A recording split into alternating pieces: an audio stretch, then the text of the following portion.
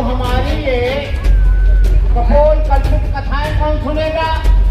और जब ये 22 प्रतिज्ञाएं मानेंगे तो दान दक्षिणा कहाँ मिलेगी, हलवा कहाँ मिलेगा, बादाम कहाँ मिलेंगे, 56 प्रकार के भोजन कहाँ मिलेंगे?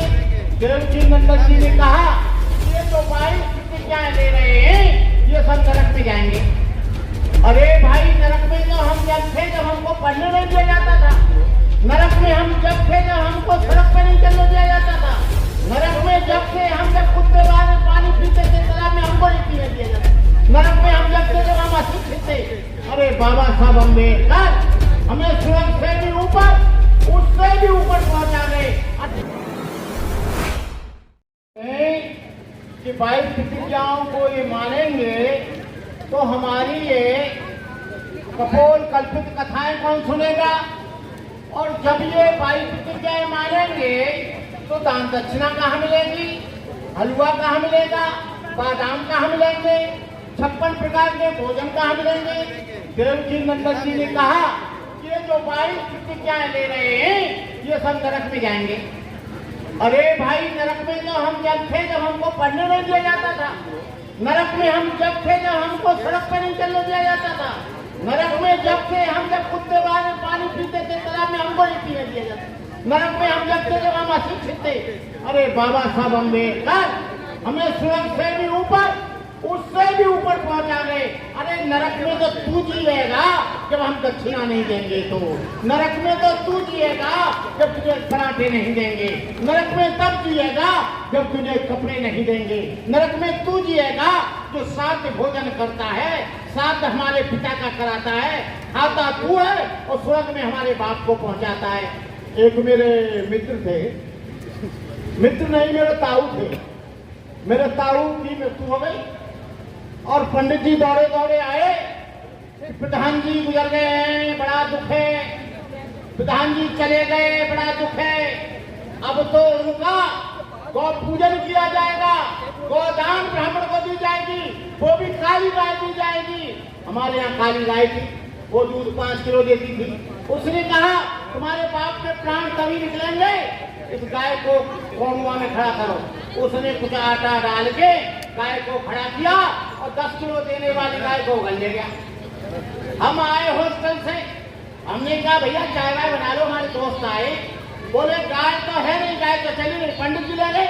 लेकिन वो कैसे ले गए? बोले उन्होंने कहा कि बेतरानी नदी से पार करेंगे और तुम्हारे पिता पूंछ पकड़ के पार हो जाएंगे। हमने कहा अच्छा। हम गए तो दाताराम पंडित और उसका लड़का नारायण वो उसकी दूध निकाला। मैंने कहा भाई बाबा पंडित जी तुमने तो बड़ा अनर्थ किया। बोले क्या? क्योंकि मेरा बाप तैरना नहीं जानता था और तुम गाय को यहाँ बांध लिया, अब वो पूंछ पकड़ के कैसे पार हुए होंगे? बोले मंत्र की बना दे। फिर मंत्र की गाय बना देते, गाय बोले गाय हमें दो। अरे तेरा सत्यानाश जाएगा, नहीं जाने दे सत्यानाश। बोले तू नरक में जाएगा, नहीं जाने दे। दूध तू पिएगा, नरक में हम जाएंगे। गाय हमारी है, नरक में हम जाएंगे। कपड़ा हम दे रहे हैं, नरक में हम जाएंगे।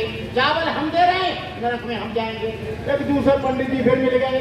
उन्होंने कहा बेटा चल तो कोई बात नहीं है, लेकिन तेरे को ब्राह्मणों का भोज तो करना ही पड़ेगा। हमने कहा भोज कहाँ होगा? कि भोज तेरे यहाँ नहीं खाएंगे, हम उनके यहाँ खाएंगे। रमाशंकर पाराशर के यहाँ सामान मांगे देना और हम भोजन कर लेंगे। हमने कहा पंडित जी भोजन क्या बनेगा? बोले जो तुम्हारे पिता सबसे बढ़िया भोजन पसंद करते हो वो भोजन दे देना। हमारे ताऊ थे मिलिट्री में। हमने अपनी दादी को पूछा कि दादी वो क्या पसंद करते थे? पंडित जी कल भोजन पे आएंगे। उन्होंने कहा बेटा वो तो बकरा का मीट ज्यादा पसंद करते थे। हम 5 किलो घट हमारा हो गया, ताऊ का लड़का ले आया। अब पंडित जी आए, पंडित जी के थाली में झट परसा मोटी मोटी हड्डी। बोले ये क्या? मैंने कहा पंडित जी ये है गोश्त बकरा का। बोले क्यों? मैंने कहा हमारे बाप जो है इसी चीज को पसंद करते थे मिलिट्री के आदमी।